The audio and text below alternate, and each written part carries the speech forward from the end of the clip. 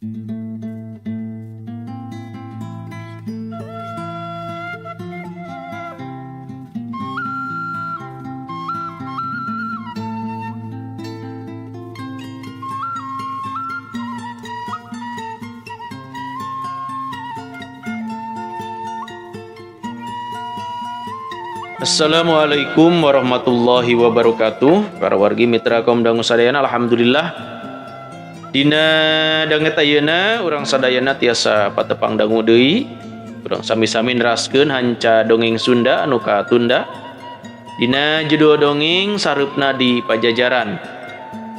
Sakumaha biasa ieu dongeng Sunda didugikeun ku channel anu dipika meumeut ku urang sadayana ka para wargi anu mika landep, mika tresna, mika sono kana dongeng Sunda, carita tatar Sunda, mangga tiasa di subscribe wae dina channel anu parantos disayogikeun.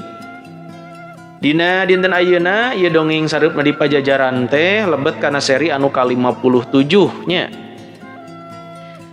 Dina seri anu sateu acana hanca urang teh kapegat ku waktu dina mangsa nyaritakeun kaayaan di Puri teh nya harita Ginggi anu ngawaskeun Raden Suji Angkara teh. Tah kumaha? Terasna carita teh mangga urang sami-sami bandungan ku sadayana. Mudah-mudahan nih sakali deui dongeng teh janten landong pang beberah kana manah kanggo urang sadayana. Mangga wilujeng ngedangukeun sareupna di Pajajaran dina seri anu ka-57.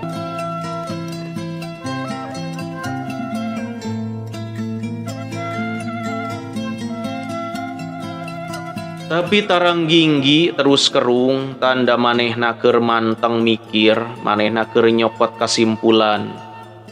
Lamun Suji Angkara leosna ka palebah dieu, kira-kira na edeuk naon wayah janari kieu? Lamun muru ka Katuhu, kaburi bagus ka Puri Yogas Citra. Lamun muru ka Kenca, ka Pulo Geulis Parakan Baranang Siang. Jadi mana anu dipilih ku Suji Angkara? Hah, boa-boa dipilih dua nana, cek hate Ginggi. Pikeun kadua kalina bulu punduk Ginggi ting carengkat deui sabab nyipta-nyipta kajadian anu teu dipiharep. Boa-boa si Suji indit heula ka Puri Yogas Citra nyulik Nyimas Dewi Banyak Inten. Geus kitu si Nyimas diboyong ka pasanggrahan nu aya di Pulo Geulis Parakan Baranang Siang. Meg kana hatena aya nemepeg tur sanggeus kitu teu talangke manehna ngablesat apeng-apengan. Moal wakamuru Pulo Geulis Parakan Baranang Siang tapi edeuk mariksa heula kaayaan di Puri Yogas Citra. Nyalametkeun kahormatan Nyimas Dewi Banyak Inten jeung nyalametkeun kasalamatan nyawa Ki Yogas Citra sarua pentingna. Lamun mah aya Jamparing mesat tina gondewana lumpatna Ginggi jauh leuwih gancang batan ngablesatna Jamparing. Inget yen ku Ki Banaspati Suji Angkara dititah maihan Ki Yogas Citra. Kahariwang hate Ginggi beukiti petikel manehna hariwang. Suji Angkara teh aya ngagunasika Ki Yogas Citra nyanyulik Nyimas Dewi Banyak Inten. Teu sababaraha lilana Ginggi geus anjog ka Puri Yogas Citra, manehna henteu milih lawang anu resmi. Tapi ngajlengan kuta atawa benteng Puri pikeun nyang kolong waktu. Hate Ginggi beuki dulug-dugdag sabada ngadenge aya sora tinggorowo. Ginggi ngeblesat deui ayeuna mah malah nyampeurkeun sabubuhan prajurit anu keur gogorowokan nyebut aya bapa maling nyulundup ka jero lingkungan putri. Tewak! Tewak! Oi, aya bapa maling! Cenah mah ditinggorowok tarik. Ireungeuh aya jalma datang sababaraha prajurit ngepung wakul Ginggi.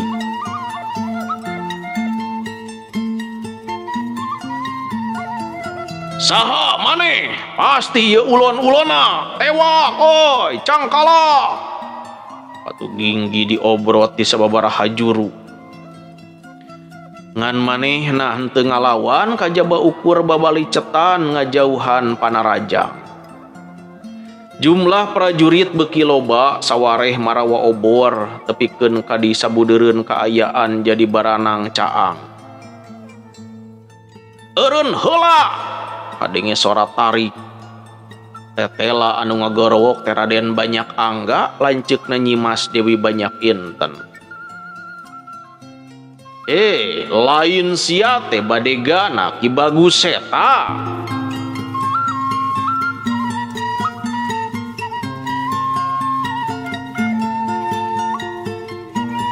Pasti ieu anu geus ngiwat Gusti Nyimas, ceuk salah saurang papati. Kadenge kitu Ginggi reuwas kacida. Sabab naon anu jadi kahariwangna ngabukti. Baruk si Nyimas diiwat. Ieu omongan kaluarna teh.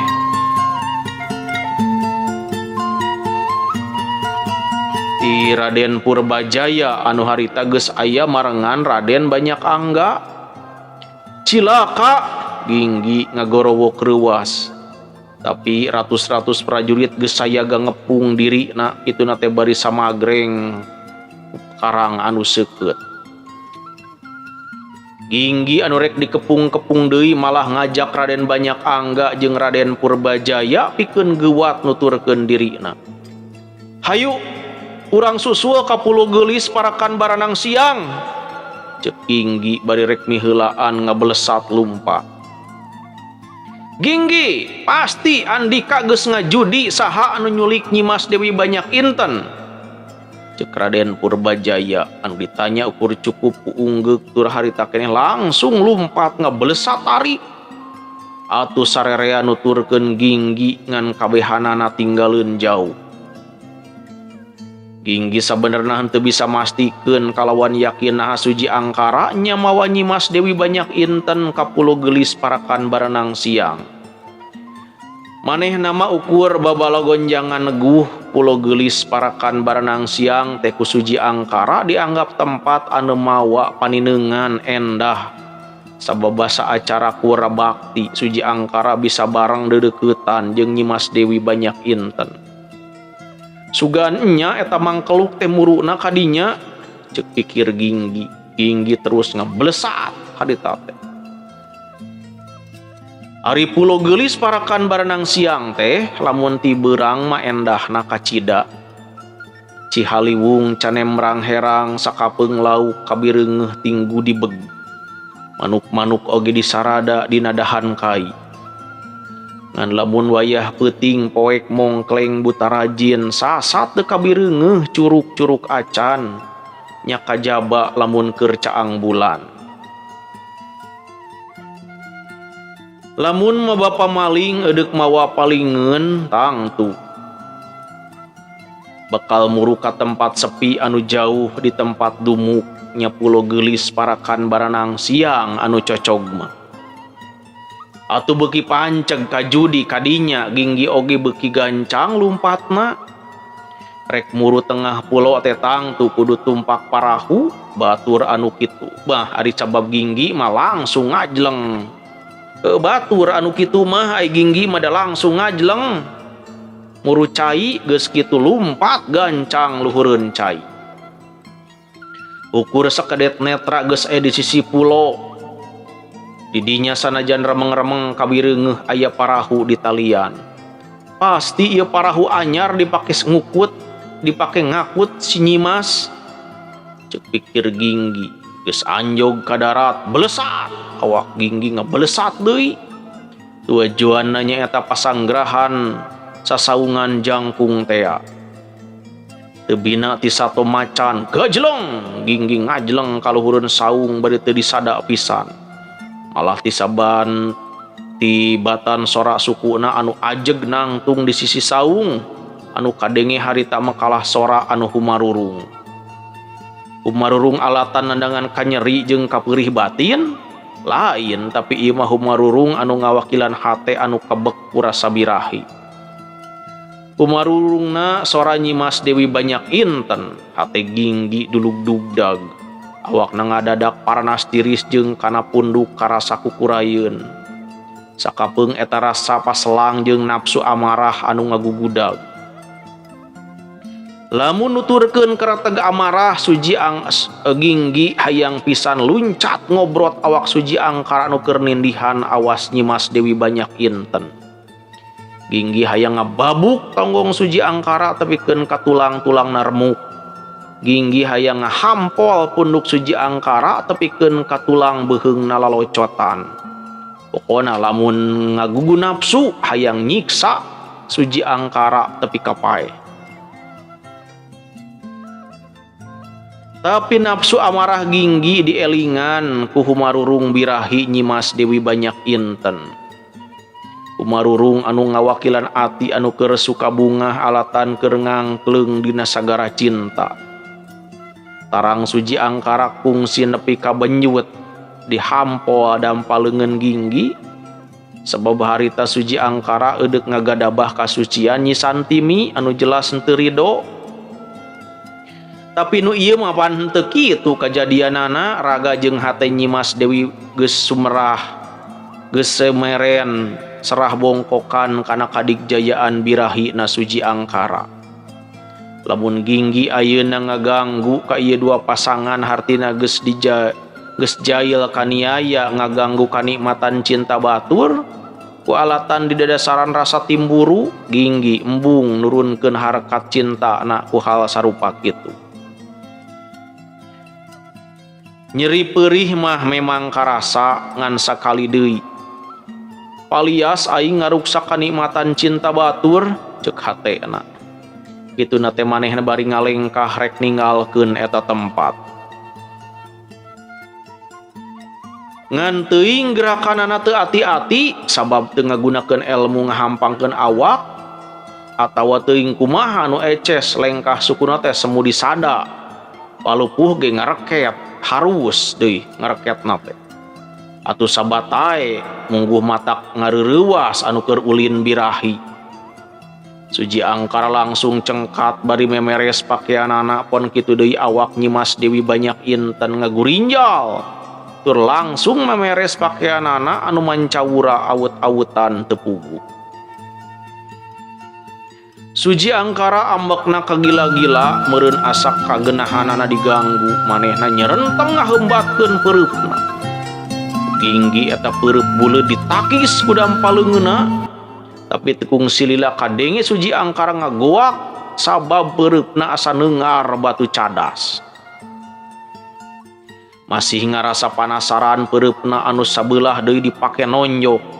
Atupikeun kadua kalina Suji Angkara geus ngagoak deui sabab eta tonjokan ditahan ku dampaleungeun Ginggi.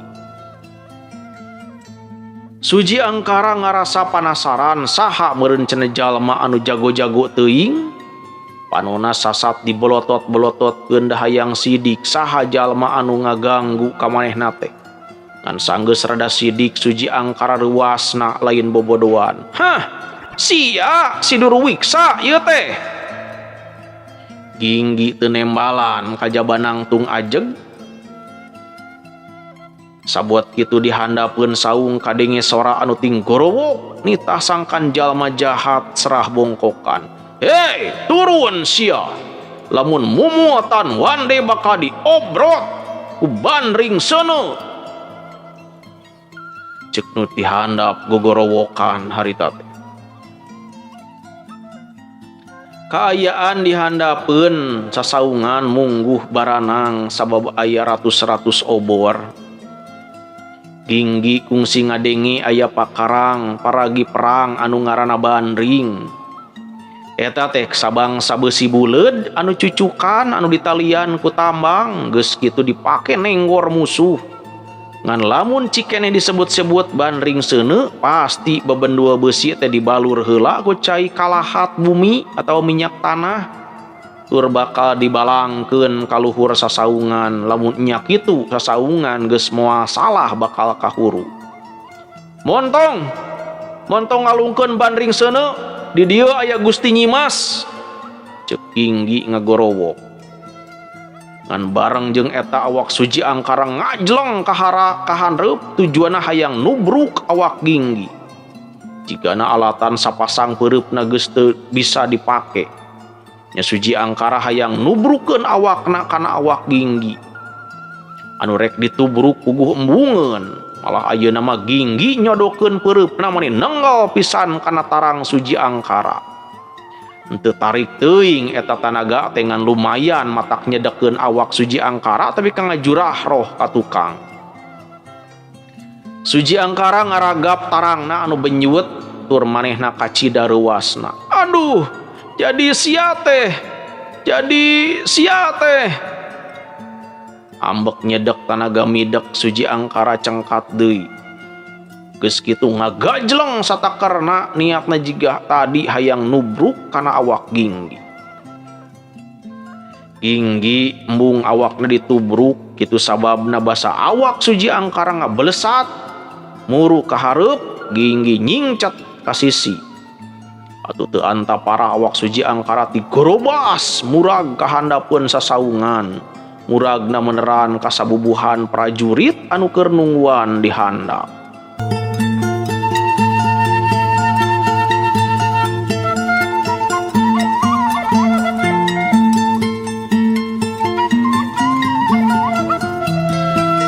Wargi mitra kaum dangu sadayana, urang rehat heula sakedapnya aturan ujung wayah kieu ka sadayana.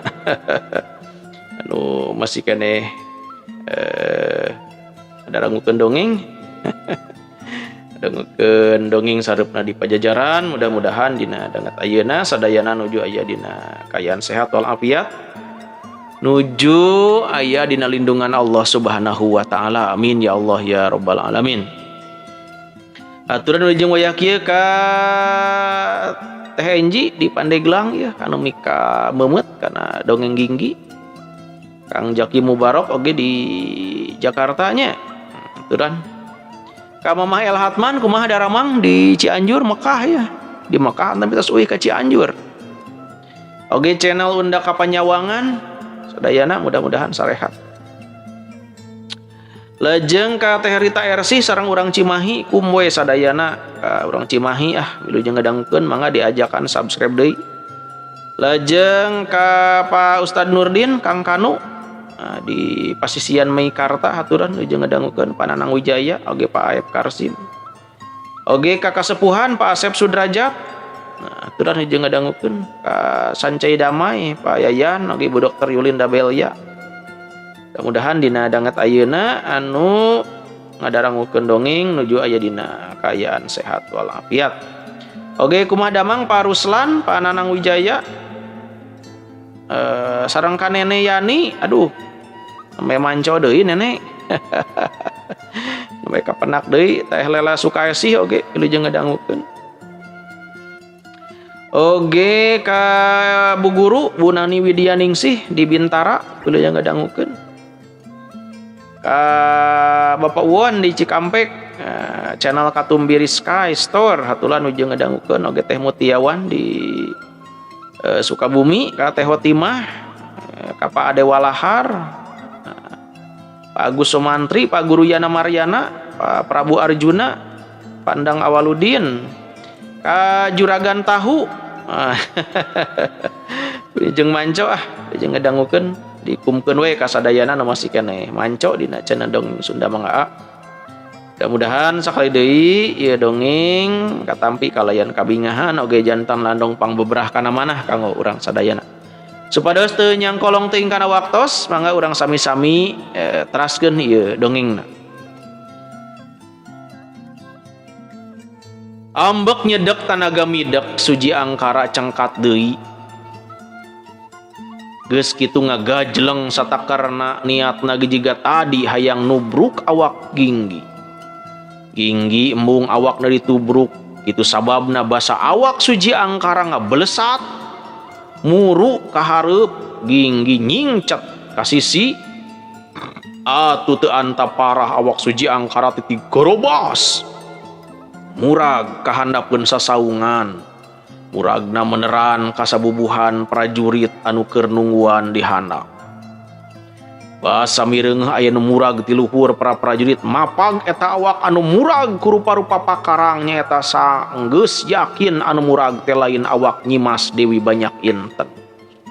Atuh sabatai awak Suji Angkara teh katiru ku tumbak, ku kolewang jeung ku pedang. Suji Angkara henteu boga waktu pikeun gogorowokan nadah kanyeri. Sabab nyawakna geus ngalayang manten basa awakna murag kana taneuh ge sabubuhan prajurit jiga anu teu kurang sugema lamun teu nyahcer awak Suji Angkara anu geus puguh-puguh ngababatang jadi layon.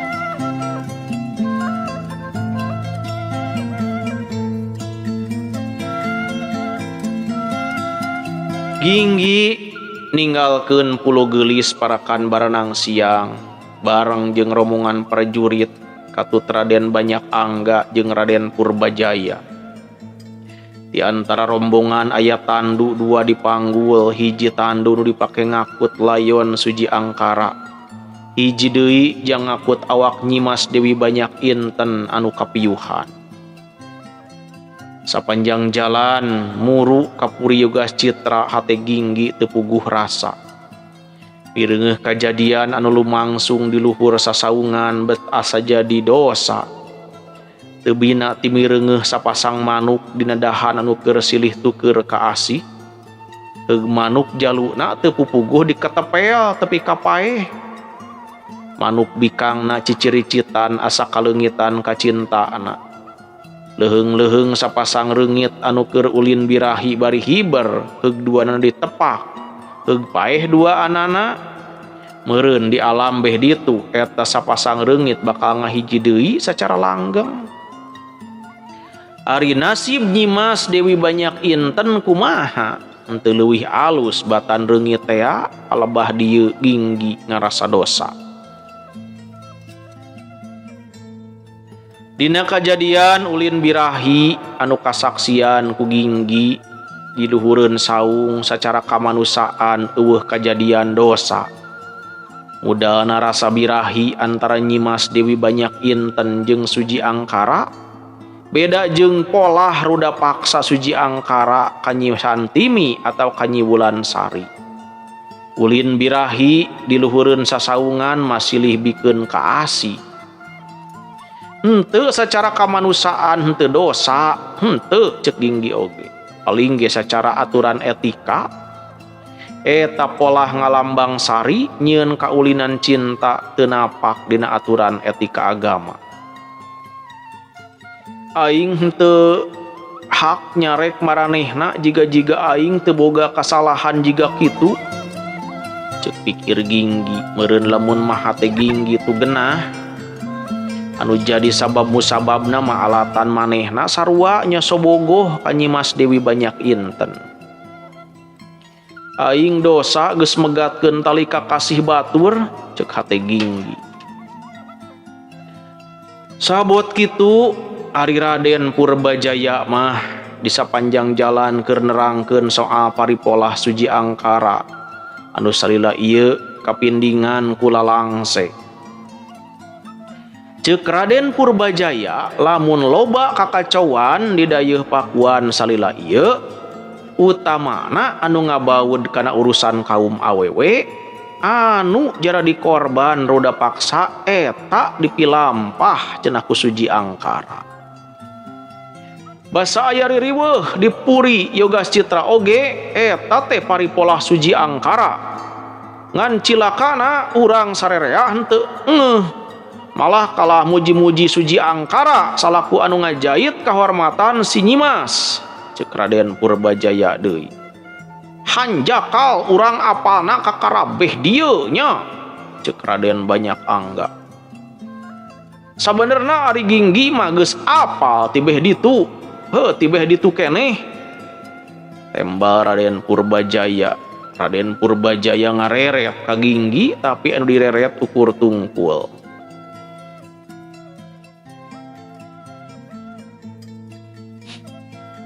Anjog Kapuri Yogas Citra, Ki Yogas Citra mapagkeun Ginggi secara khusus. Kaula mati harita oge rada mangmang, lamun andika pangabisana ukur syarat jadi badega, cek Ki Yogas Citra. Kaula oge rada mangmang, lamun andika bener-bener babakti kaki bagus seta, cek Ki Yogas Citra deui. pikeun kadua kali na Ginggi ukur ngeluh. Ieu gas Citra ngangkat tak Ginggi sangkan ulah andeprok dina lante jiga badega. Lamun Andika purun mending cicing di dieu Ginggi. Kumaha dae? Cek ieu gas Citra. Ginggi ukur samet sumembah hormat bari roman beungeut mah teu nemongkeun kagumbiraan. Malah kulawu jiga langit anu pinuh ku pihujaneun. Ngan bae dina waktu harita sarerea leuwih merhatikeun ngurus Nyimas Dewi Banyak Inten anu terus-terusan kapiyuhan. Poe eta sarerea babagi tugas aya kelompok papatih anu ngawal perjurit ngakut layon Suji Angkara ka Puri Baguseta. Ginggi teu apal kumaha lumangsungna seren sumeren layon Suji Angkara.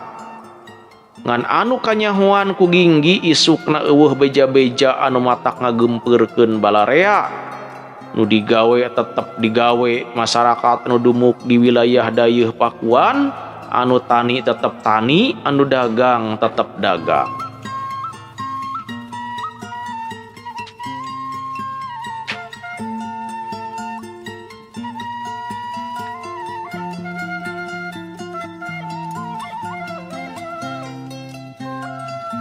Ginggi mikir dina hal-hal anu tangtu mah para pangagung di dayeuh Pakuan teh sanggup nyumputkeun hal-hal anu sakira na bakal kaambe bau. Meureun kitu sababna dina catatan resmi sajarah Pajajaran ditulis ku jalma kiwari, lalampahan sajarah ngeunaan Pajajaran teh estu lulus banglus. Kajadian-kajadian goreng ngeunaan Pajajaran teu pati loba kacaritakeun. Eukeur mah kapan caretan ngeunaan Pajajaran teh kalolobaan mah dicokot dina sumber pantun nyaeta carita lisan. Ari para prapantun atau juru pantun lolobana dikukut ku para patinggi karaton. Pantun mah kasenian karaton. Juru pantun moal ludeungeun nyaritakeun kagorengan pangeussi karaton sacara gamblang. Saterusna euleuh waktosna para wargi mitra kaum dangu sadayana parantos saeb. Cag urang tunda heula ieu dongeng sareupna di Pajajaran dina bagian anu ka-57 dina dinten ayeuna. Rupina sakitu nu tiasa kapihatur dina dinten ayeuna. Hapunten anu kasuhun wilujeng kantun. Wassalamualaikum warahmatullahi wabarakatuh.